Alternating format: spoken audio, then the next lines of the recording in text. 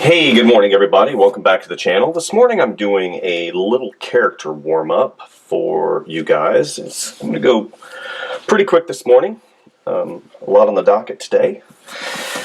I remember growing up in Louisiana, because that's where I grew up, Louisiana. For those of you who don't know, I wasn't born in Denham Springs, but I did live there for a huge swath of my life, especially, growing up in those influential years. And since my parents were from Florida, we would come back very periodically to Florida, Central Florida, and Daytona Beach and that whole area. And what we would do every single time we came, because my mom loved Disney World, is we would go to Disney World. And, throughout my childhood, we went so many, every year because I was born in 73, we went, whenever I started getting older, from the 70s all the way, until basically I got older in my teenage years and whatnot, and then I ended up, living in Daytona Beach and going to school there. So, whenever we moved from Louisiana over to Daytona and Port Orange and that whole area, that's whenever I really started going to Disney. And one of my favorite attractions at Disney was the Country Bear Jamboree. The Country Bears. One of the things that I really love about the Country Bears is their design. Just how awesome they looked, the attitude, coupled with the music. I've always been a huge proponent of music, and singing and whatnot, because that's kind of what I went to school for to begin with. I was on track to be a musician, a singer. And I've always just loved the fun attitude that, the Country Bears really showed. And as a young guy, I just loved the animatronics, and of course, getting into that whole other side of the equation, I educated myself on what animatronics were and, that whole mechanical side. So I really have a passion for the Country Bear Jamboree and the Country Bears in general. And, that's what I'm doing this morning, some Country Bears. Starting out on this Bristol board, because I love the feel of the Bristol board, and using my Collie Race Prismacolor pencil, because I can erase it. It gives a nice fluid line. It doesn't smear. And, whenever I press hard, I get a nice dark line. So I was perusing through I was perusing through LinkedIn today, because that's, part of my professional, I call them professional duties every single day, is I like to post things to not only social media, but also it's important you do things to professional media. Professional media, that's what your LinkedIn is. So I was perusing through there this morning, and one of the guys that I follow, his name is Jacob McAllister. He's, I believe, a concept artist, illustrator, artist, just a really great, talented individual. And he posted a video that really, I've been thinking about doing this for a long time. And I even told him this, and I was like, dude, I've been thinking about doing that for such a long time. Doing a drawing and having it, a character based, and then singing something that coincides with the drawing you're doing. So the one that he posted was for, actually, the one that really caught my eye was for Winnie the Pooh. And it seems he does voices too. So he and I both have a lot in common, because I do voices as well. And, like I just said, I was really on track to be a singing musician, mostly opera. But I did do a lot of musical theater, in college. And so what I'm going to do, not today, so you don't have to get worried that I'm going to do it today, is I am going to do something similar to what he did, because he inspired me. You know, obviously I've been thinking about doing it for a while, so I'm going to basically I'm gonna copy him. I'm sure he's not the first person to do it, but he's really good. You should look him up, Jacob McAllister. Just a really, you know, I had contacted him this morning in reference to the videos that he posted, and I said, man, awesome job. You know, very talented individual, you know, not only artistically speaking in the visual arts, but also, you know, he had a very nice timbre to his voice, very good, stayed on key, stayed on time, and the fact that he could emulate famous voices such as Winnie the Pooh, and whenever he sang as Jack Skellington, he actually sounded very similar, especially in character, and that's important. A lot of times you get people that try to sound too much like the characters they're doing, and it comes off, you know, you're trying too hard. But he, you know, made it his own, and I thought that was awesome. So look him up. Go give the guy some support. Jacob McAllister. He probably has an Instagram too. So, that being said, I'm getting distracted here as I talk to you, doing one of the Country Bears from the Country Bear Jamboree. For those of you who are enjoying the wonderful seasons, congratulations, awesome. We up here in the mountains are just barely starting to get, go ahead and angle this a little bit better, barely starting to get some of the seasons changed. I thought about going out and doing, see what you guys think, leave some comments, doing kind of an on-site drawing, because the waterfalls around here are absolutely beautiful. You know, maybe taking a traveling tablet, digital, going out and drawing the you know, the waterfall, just to show you that, you know, you don't necessarily have to be in the studio all the time, because, you know, believe it or not, being outside is very healthy for you. You know, I know some people that hate being outside, and I just don't understand that whole, you know, whole thing. I remember talking to some students, and they're like, yeah, I don't really like going outside. And I'm like, what? Outside is awesome. Just, you know, you get to enjoy life and the fresh air, and of course whenever it rains, like it's been raining here, it's not too nice. But okay, so what am I doing right now? It's called road mapping. To me, it's road mapping. I'm putting a road map on the page to help me figure out where stuff goes, right? Whenever you're dealing with character art has you know, there's an existing roadmap. So that's why whenever you look at some character art online, a lot of times, something inside of you goes, that's just not right. Something's just not right about that. It's because you have already been exposed, you've been exposed to the roadmap. And you look at it and you just say, man, the proportions are off. You know, the gesture is off. Just something's not right about this particular drawing. And, you know, especially if it's a Disney character. If it's a Disney character, you really know, because Disney strives to get that roadmap solid for its core characters. I ran out of space, as you can see. So that's what I'm doing right now. I'm getting the roadmap kind of firmly in place, so then I can come back and really just start toying around with some of these forms, pushing these forms, pulling these forms, make them a little bit better overall, and getting things to the point where I'm happy with them. And that's a hard thing, believe it or not. I'm constantly striving to be better at what I do, not only for the sake of my business, but also, you know, you want to be improving as much as you can all the time. So I already see kind of a mess up here. Okay, so that lip goes out here, and then near here, this kind of comes around here. If any of you guys have the opportunity to watch, the Disney Animation Studios actually has a series on YouTube, and they show some of the artists that draw and have drawn or designed some of the more famous characters, you know, that we enjoy on the animated screen.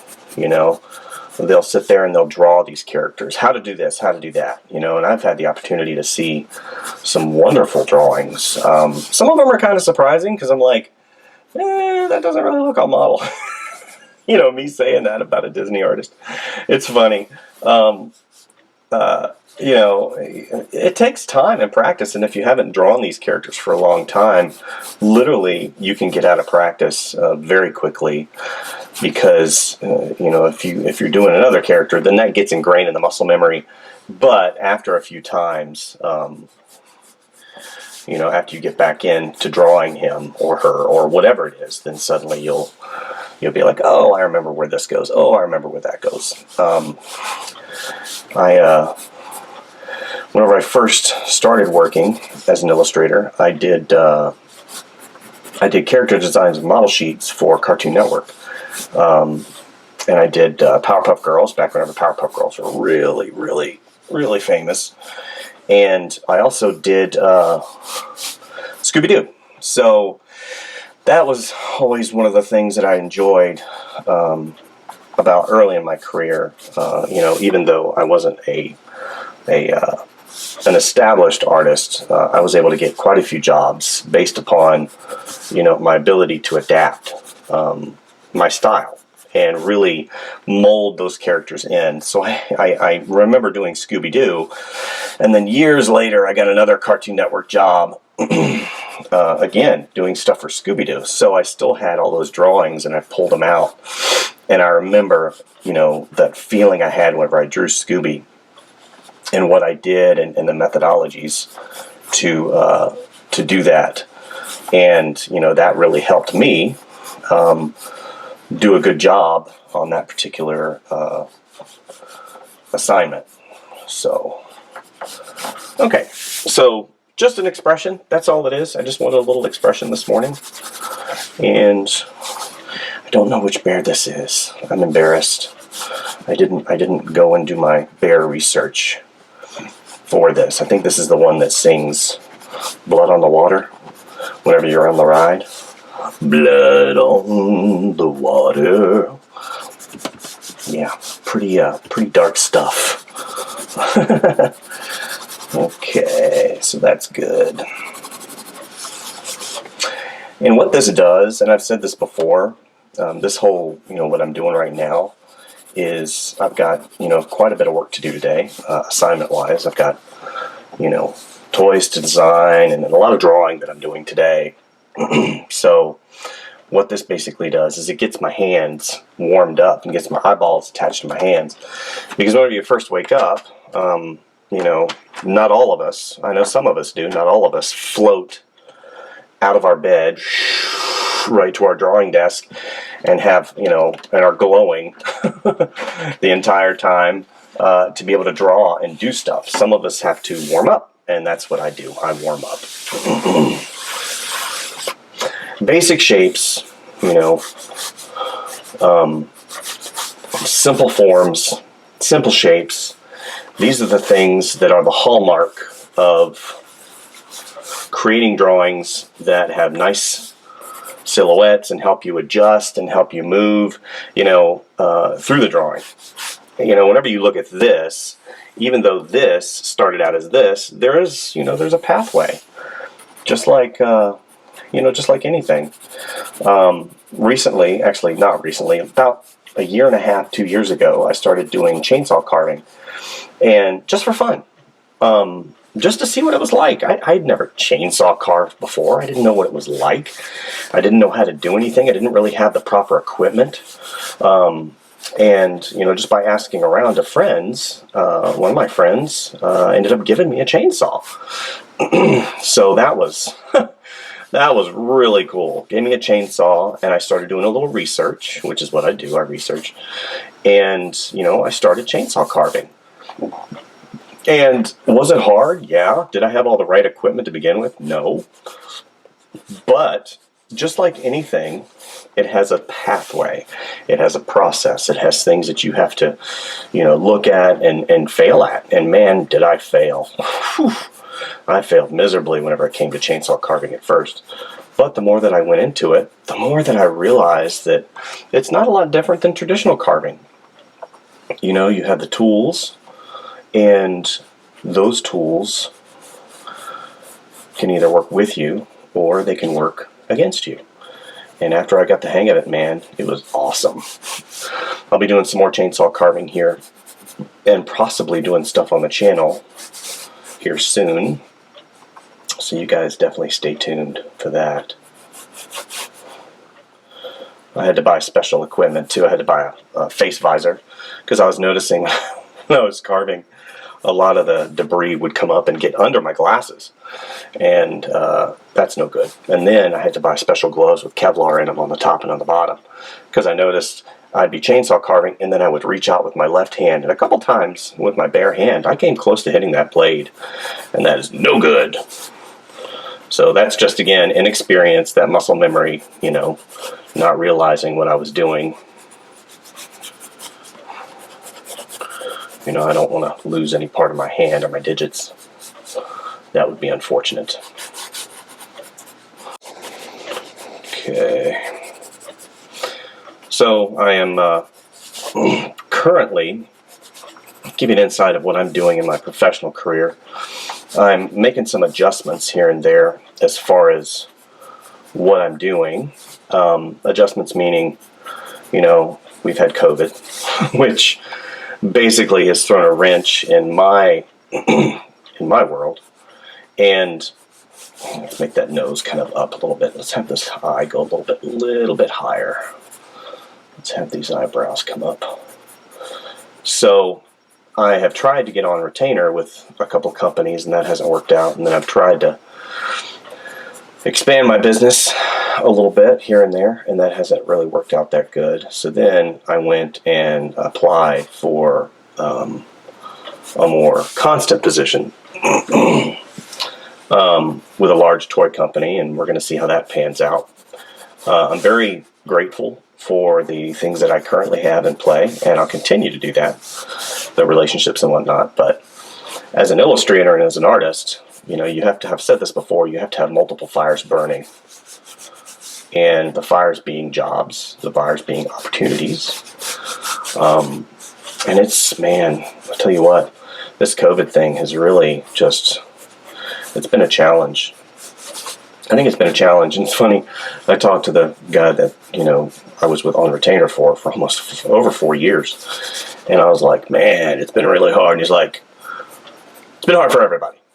Okay. And I think that he's feeling the bite too. So, everybody's working hard. Everybody's doing their thing. And whether or not you have a political opinion, whether or not you have an opinion at all about COVID, that is a complete, irrelevancy pertaining to the reality that it does affect people. And we definitely want to get back to some semblance of what we remember as being normal, because it won't be normal anymore. Everything that's happened from, the whole race thing going on, with the riots and all the terribleness that's happening in our world and whatnot, and it won't go back to normal. And frankly, honestly, it really shouldn't.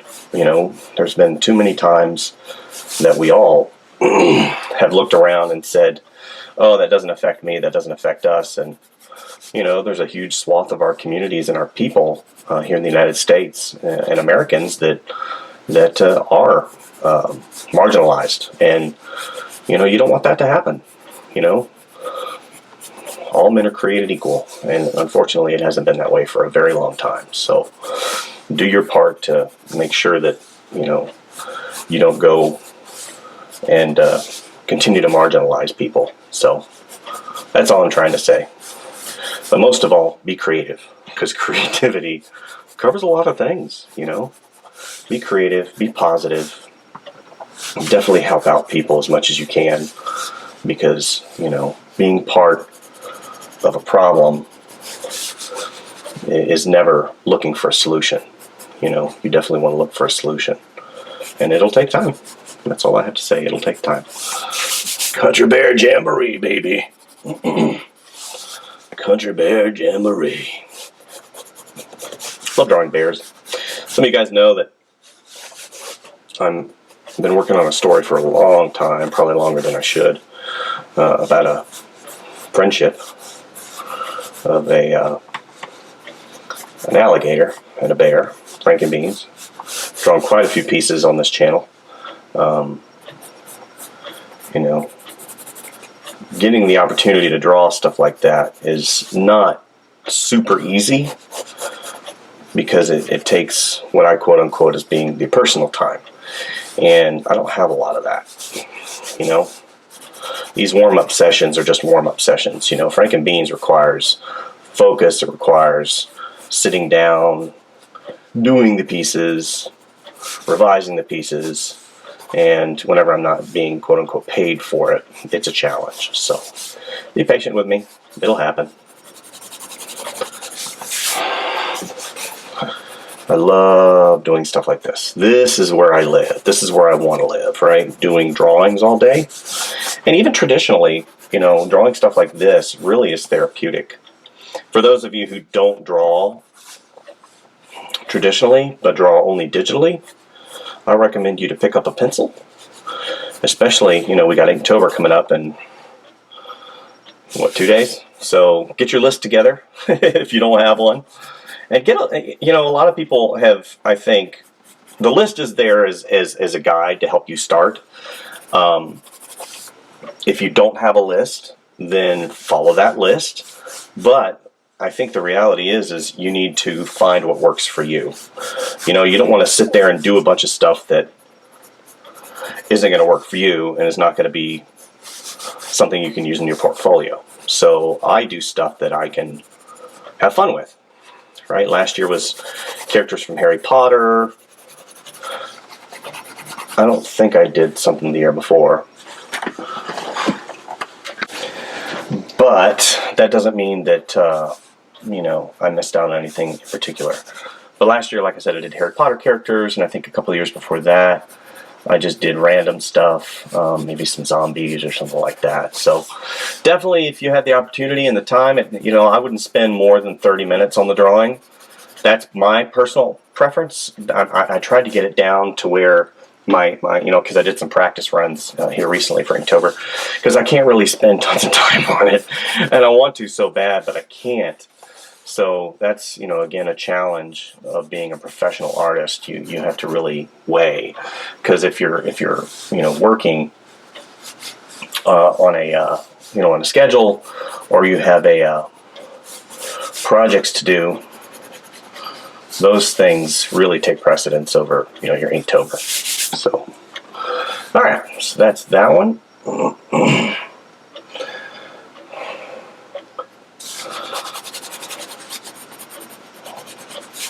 Okay, just a little bit of a tear. I think I'll do one more for you guys. A little bit smaller.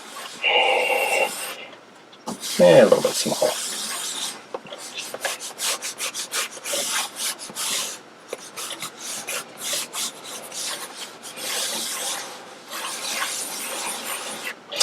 So what I'm doing right now is I'm just mapping out, again, mapping out in that roadmap for the character design. Okay, so let's go ahead and get the sort of a line of action there. We get our placement of our. A lot of times whenever I draw, you know, I think, especially somebody new, even the concept or the creation of a character has so many parts. It's so overwhelming. And you don't know where to put stuff. And then you start getting down into minutia too early, the minutia being the details. And unfortunately, what you need to always remember is that the drawing should be something that is fluid. Fluid, and we all know water is a fluid and a liquid, and it's malleable and it moves and it's constantly changing. And that's the way, especially early on, whenever you're doing a drawing, you need to be flexible and, you know, be able to basically move around and change with the drawing. The drawing, a lot of times, will tell you when you've kind of flubbed, right? And it's not quite there. So what I like to do is I like to just kind of rough things in. I like to keep it rough. And those are the moments that, you know, really talk to me, because I know that this drawing is not the end all. It's not the final drawing that I'll ever do. It's not the best drawing that I'll ever do. So, you know, with that in mind, I'm not afraid of making mistakes and really messing something up, you know. Again, trying to do things that are recognizable and keeping things on model. It's very important that, you know, you have that ability to adapt. That adaptability has really been useful for me, especially when doing specialty character work. Because whenever you have that ability to adapt and make your drawing look like their drawing or their character, then suddenly more doors are opened up. And you're not so much changing your style as, because I've been accused of that. You change your style so much. No, I don't change my style at all. My style stays the same. What I am doing is I'm adding I'm adding their style to mine. So it's important that you know, recognize that, you know, when you add somebody's style or some other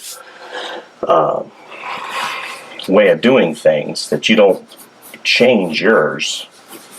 You actually add that particular style to your tool belt, your artistic tool belt.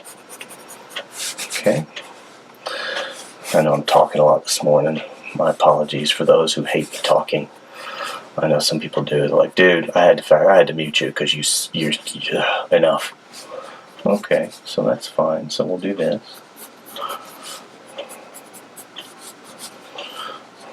We'll just get a couple of these little doodads in here for you guys.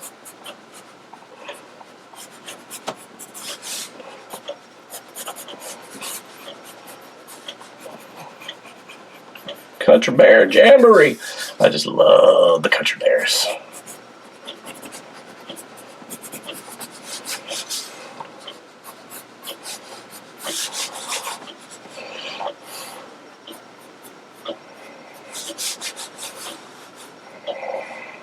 Love the Country Bears.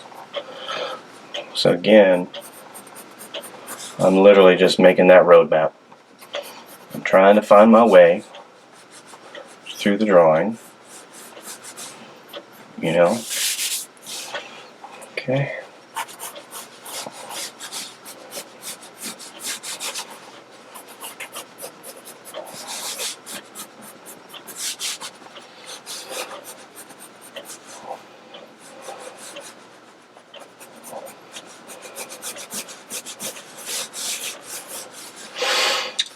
To the drawing, to the drawing, to the drawing.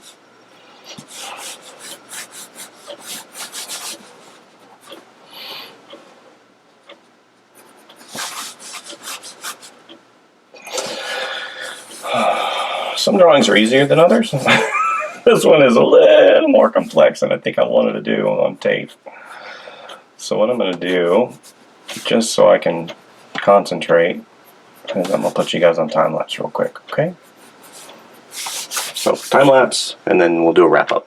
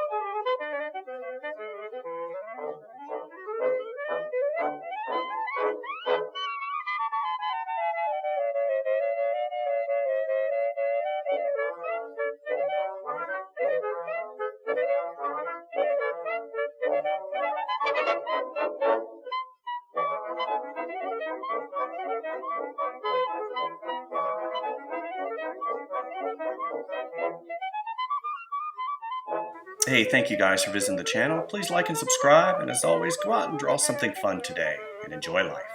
Thanks. Bye.